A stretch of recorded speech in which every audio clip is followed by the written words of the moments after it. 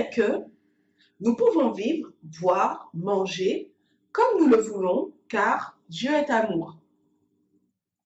Alors, il est sûr que Dieu est amour, mais Dieu est également juste. Mes amis, il est très important pour nous d'avoir une claire compréhension de qui est Dieu et de sa nature. Il est très important pour nous, il est capital, vital, je dirais, d'avoir une vision équilibrée de qui est Dieu. Alors, quand on dit que Dieu est amour, nous mettons le doigt sur l'une des caractéristiques de la nature de Dieu, car en effet, dans sa nature, Dieu est éternité, c'est-à-dire qu'il est éternité il est tout simplement. Dieu est également amour, c'est l'une de ses caractéristiques. Il est amour agapé, en l'occurrence. Et Dieu est également juste, c'est-à-dire qu'il est justice. Le but de Dieu, à travers le plan de la rédemption, est de sauver ceux qui le veulent. Et surtout, son objectif est d'en finir avec le péché. Satan lui-même a eu le choix de se repentir, rappelez-vous. Et tout comme les hommes qui ne le feront pas, il a été déclaré, et donc les hommes seront déclarés ennemis de Dieu. Autant Dieu est amour, autant il est juste. L'iniquité a une limite, mais surtout, elle a une fin définitive. Dieu a toujours appliqué son jugement et de nombreux exemples dans la Bible sont là pour nous le démontrer. L'objectif de Dieu, rappelez-vous, faire cesser l'iniquité. Dans son amour infini, il a toujours laissé la possibilité et il laisse encore la possibilité aujourd'hui à chaque homme de choisir et de se positionner. Mais comme il est juste, il ne peut pas laisser le mal se développer, se perpétrer à jamais. Il pense aussi à ceux qui lui sont restés fidèles.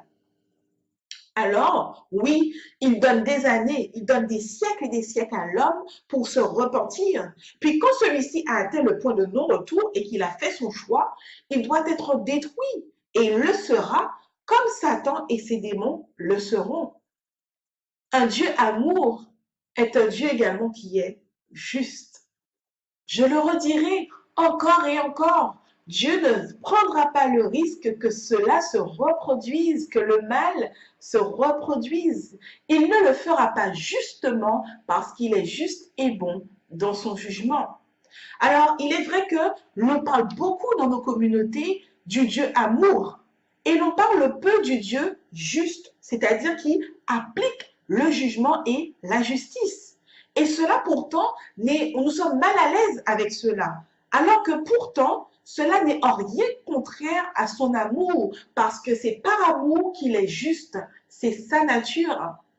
Et cela est un problème aujourd'hui chez nous chrétiens, à travers cette hérésie qui est très propagée, très répandue dans nos communautés, qui laisse à penser que Dieu est un Dieu qui est tellement amour, qu'il nous laissera rentrer dans le ciel avec tous nos défauts, sans avoir fait aucun sacrifice, ni avoir pris position pour lui, et que nous pouvons être au milieu de deux camps, voilà, dans un camp et dans un autre, tout en prétendant être enfant de Dieu, tout en prétendant faire partie du peuple de Dieu, sans être dans le processus de sanctification. Un peu du monde, un peu de Dieu. Mes amis, nous apprenons que nous n'avons aucun effort à faire, car il changera notre caractère à son retour en un claquement de doigts. Nous sommes dans l'erreur.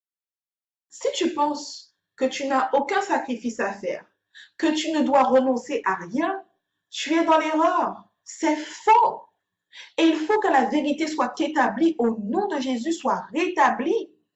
Et nous l'avons vu tout au cours de cette vidéo à la lumière de la parole de Dieu.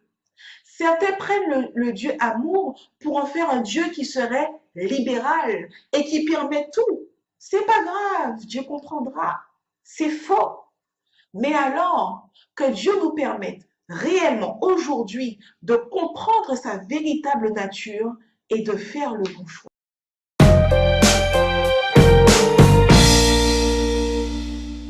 Mes chers amis, si vous n'avez pas eu le temps de regarder la précédente série de vidéos sur le pardon, prenez le temps. Allez-y, l'occasion ou jamais. Cela fait partie des stratégies bien connues de l'ennemi de nous occuper un maximum, de prioriser nos activités, de telle sorte que nous n'avons plus le temps de nous préoccuper des choses essentielles. Occupations. Et oui, il s'agit bien là, la question du pardon, d'un sujet qui est essentiel, capital dans notre vie de chrétien. Laissez-moi vous dire que chacun d'entre nous, nous avons de quoi nous faire pardonner. Nous avons à pardonner à quelqu'un. Nous avons à nettoyer notre vase. Cela est essentiel, cela est élémentaire pour chaque chrétien. Passer à côté, c'est passer à côté de notre vie éternelle, mes chers amis.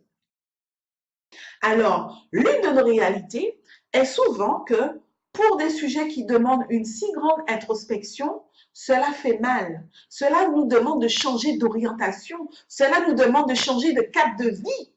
Nous trouverons toujours des occupations pour ne pas y prêter attention. Laisse-moi te dire que si réellement tu ne veux pas progresser, tu trouveras toujours des occupations.